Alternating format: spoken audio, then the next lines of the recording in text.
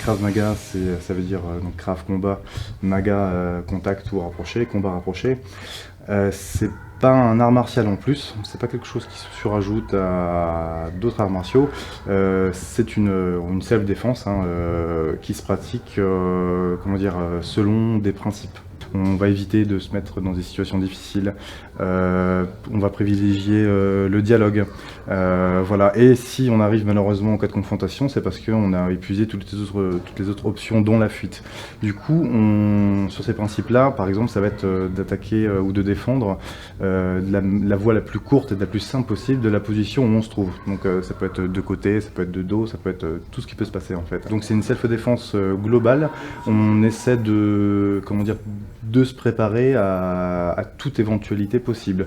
Armé, non armé, plusieurs agresseurs, un agresseur qu'on n'a pas vu, c'est souvent le cas, voilà, ce genre de choses en fait.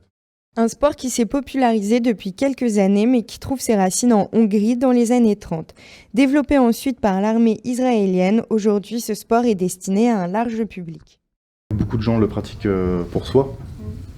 Et un des effets positifs, pour moi il y en a beaucoup, c'est la confiance en soi. À la base, quelqu'un qui vient avec une attitude de victime, de par la pratique, va commencer à avoir de l'assurance, va trouver des forces en lui qui peut-être ne connaissait pas ou ne voyait pas, et rien que le fait de cette attitude, ça fait énormément de choses dehors en fait. Voilà, en premier lieu, quelqu'un qui va pratiquer, je pense, l'autodéfense, c'est pour sa propre démarche, et de ce fait, va pouvoir aussi porter assistance aux autres.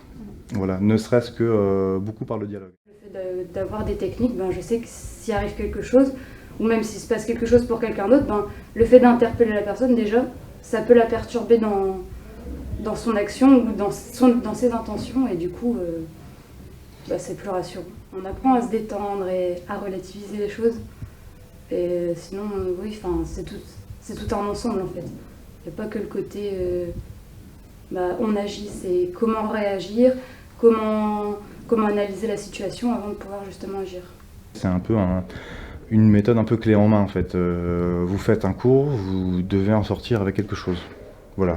Et il ne faut pas 25 ans de pratique pour dire on va pouvoir éventuellement peut-être se défendre s'il se passe quelque chose. En un cours, logiquement, ce que vous avez vu doit vous servir tout de suite. Sinon, en un an, vous avez des bonnes bases, on va dire les fondamentaux, et en 2 ans, là, c'est la maîtrise basique.